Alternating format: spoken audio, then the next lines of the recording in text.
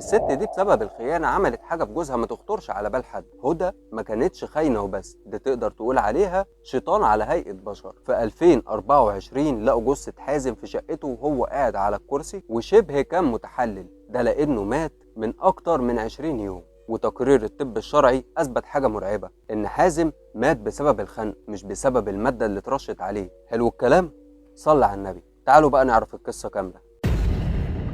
هدى بنت عندها 38 سنة، متجوزة هي وحازم بقالهم 10 سنين، كانوا عايشين هما الاتنين في محافظة قنا. بعد الجواز هدى اكتشفت ان عندها مشاكل في الحمل ومش هتقدر ان هي تخلف، وحازم تقبل ده لانه كان بيحب هدى جدا. هدى كانت شغالة موظفة إدارية في مدرسة، وحازم كان شغال في شركة في الغردقة. هدى كانت عشرية جدا وبتحب ان هي تتكلم مع الناس، وكمان كانت بتحب ان هي تساعدهم، يعني لو حد عنده مشكلة بتروح تحلها له. وكمان كانت بتعمل جمعيات علشان تساعد بيها الناس زي ما قلنا. بعد فترة حازم ربنا فتحها عليه من وسع وبقى معاه فلوس كتير، وعشان كده قرر ان هو يريح مراته شويه. خد شقه كبيره في محافظه قنا جنب بيت اهل هدى، والدنيا كانت بتمشي، وكل المشاكل اللي كانت بتحصل بينهم كانت بسبب الماديات، لان هدى كانت شايفه ان ما عندهاش عيال وممكن جدا جوزها يتجوز عليها ويخلف، وساعتها هتبقى طلعت من المولد بلا حمص زي ما بيقولوا. كانت دايما بتطلب منه ان هو يكتب لها الشقه اللي هي عايشه فيها باسمها، وهو كان بيرفض. وطول السنين ودي كانت معظم مشاكلهم. لكن المشاكل كبرت بقى لما هدى شافت الاستاذ وائل،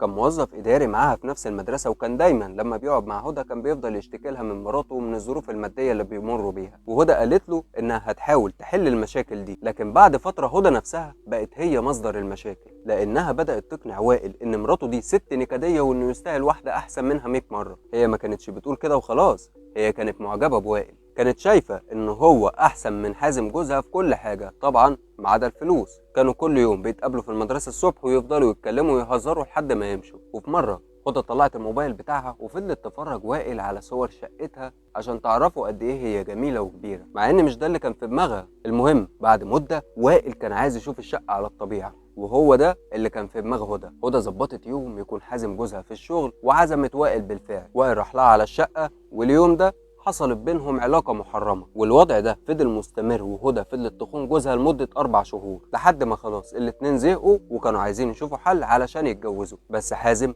هو العقبة في حياتهم، وهدى لو اتطلقت منه هتخسر كل حاجة. علشان كده فكرت في حاجة مرعبة. في يوم راحت لحازم جوزها وحكت له ان حصلت مشكلة بينها وبين زميلها في المدرسة اللي اسمه وائل، وانها هزقته وشتمته قدام المدرسة، وان هو طالب انها تتحول للتحقيق. وده حصل فعلا. هدى اتفقت مع وائل ان هم يعملوا كده قدام المدرسه، طلبت من حازم جوزها ان هو يتدخل ويحل المشكله عشان ما تتاثرش في شغلها. حازم اتصل بوائل واعتذر له في التليفون، وطلب منه ان هو يجي له شقته علشان يقعدوا يتكلموا مع بعض ويصالح هدى على وائل والمشكله كلها تتحل. وهو ده اللي هدى كانت مخططه له من الاول. المهم وائل وصل البيت وقعدوا يتكلموا مع بعض لحد ما في وسط الكلام هدى قامت وقالت انا رايحه اعمل شاي.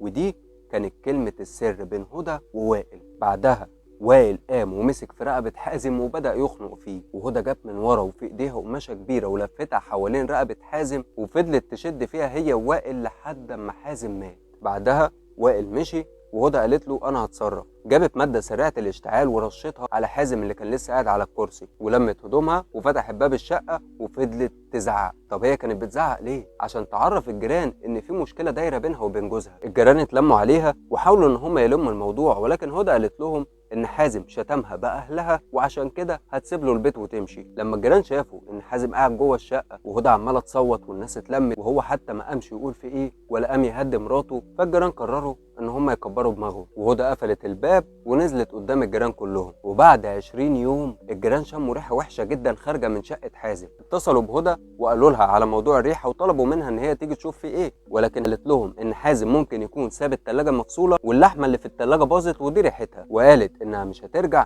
الا لما جوزها هو اللي يكلمها. طبعا الجيران ما كانش داخل عليها الكلام ده، لان حتى لو التلاجة فصلت زي ما بتقول واللحمه باظت، طب ما جوزها جوه الشقه، معقول يعني مش شامم الريحه كل ده؟ وكمان لا في حركه منه ولا في اي حاجه، الشقه ساكته تماما. وبعد 5 ايام كانت الريحه لا تطاق، يعني كده بقالنا 25 يوم. طبعا الجيران في الوقت ده بلغوا الشرطه، ولما الشرطه وصلوا لقوا جثه حازم محطوطه على الكرسي وشبه كانت متحلله، والماده اللي كانت مرشوشه على الجثه ده عشان تقلل الوقت والريحه ما تظهرش بسرعه. الجيران اتصلوا بهدى وبلغوها، وجت وفضلت تصوت وتزعق وقالت قدام الشرطه يا ريتني ما سبته ومشيت، اكيد في حراميه هم اللي دخلوا البيت وهم اللي عملوا فيه كده. ده كان كلام هدى. تقرير الطب الشرعي قال ان حازم مات باستخدام قماشه كبيره اتلفت حوالين رقبته وهي كانت السبب في موته. الشرطه بدات تدور اكتر ورا هدى اللي هم اصلا شاكين فيها، ولكن ما كانش فيه ادله ضدها. ولكن لما سالوا في المدرسه عرفوا من زمايلها ان ممكن يكون في علاقه بينها وبين وائل. فضلوا متابعين وائل من بعيد واتاكدوا فعلا ان في بينهم علاقه. قبضوا على وائل، واثناء التحقيق معاه قال ان مفيش حاجه بينهم، وقال ان فعلا كان في مشكله بينهم في المدرسه وحازم جوزها تدخل وحل المشكله، وان مفيش علاقه بينهم ولا حاجه. وده كان كلام وائل.